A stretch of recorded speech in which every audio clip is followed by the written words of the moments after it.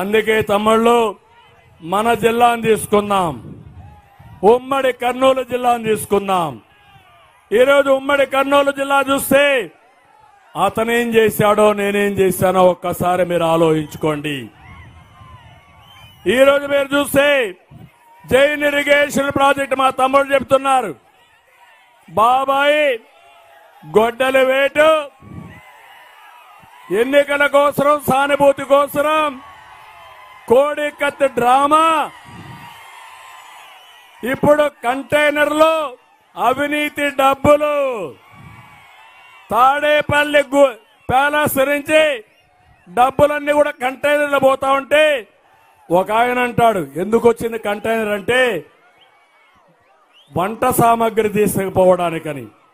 ఇంకొక ఆయన అంటాడు ఆ ఇంటికి ఎందుకు వచ్చిందంటే ఫర్నిచర్ ఇంటికి తీసుకురావడానికి. నేను అడుగుతున్నా ఈ రెండు కాదు, మద్యంలో దొంగిలించిన డబ్బుల్ని, ఇసుకలో మెక్కిన డబ్బుల్ని, అడ్డదొడ్డంగా సంపాదించిన డబ్బుల్ని పోలీసుల సహకారంతో కంటైనర్లో పెట్టి మీ ఓట్లు కొనాలనుకుంటున్నారు. మిమ్మల్ని ఫుల్గా తాగిచ్చి మభ్య పెట్టాలని ఆలోచిస్తున్నారు. నేను అడుగుతున్నా, నిన్న నంద్యాలలో మీటింగ్ పెట్టారా లేదా?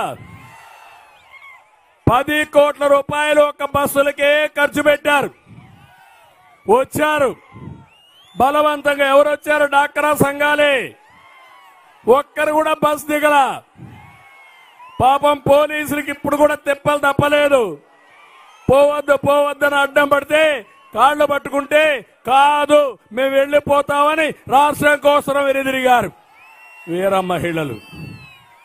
మన మీటింగ్ నేను చూస్తున్నా, ఇప్పటికి 7వ మీటింగ్ ఇది. మధ్యాహ్నం పెడుతున్నా, 3 గంటలకు పెడుతున్నా. ఎప్పుడు పెట్టినా మేము సిద్ధం యుద్ధానికి. తాడో పేడో తేల్చుకుంటాం.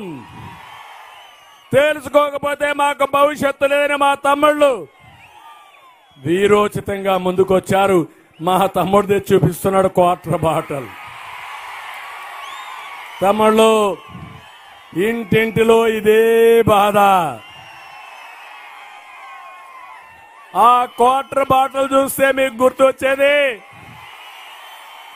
జగన్మోహన్ రెడ్డి దోపిడీ.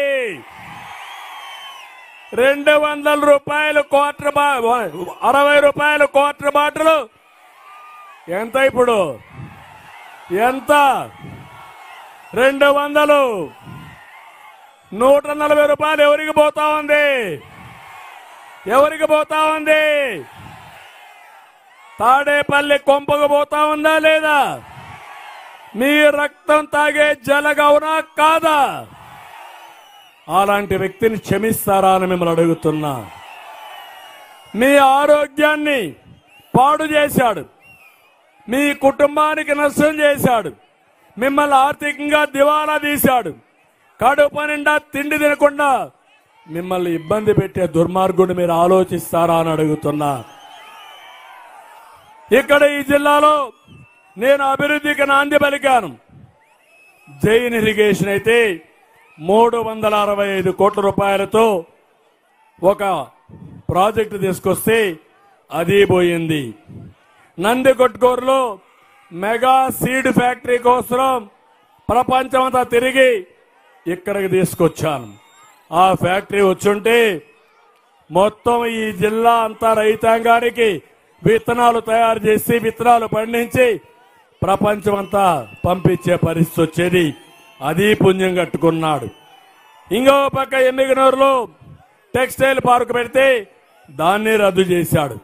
అందుకే నేను అంటున్నా, మనది విజన్, జగన్ది పాయిజన్.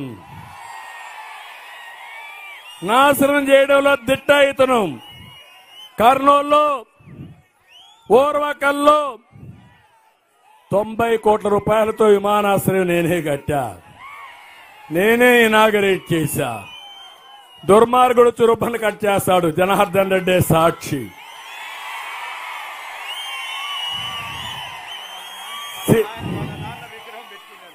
మళ్ళా దానికి వాళ్ళ నాన్న విగ్రహం పెట్టాల్సింది నా ఫోటో అక్కడ.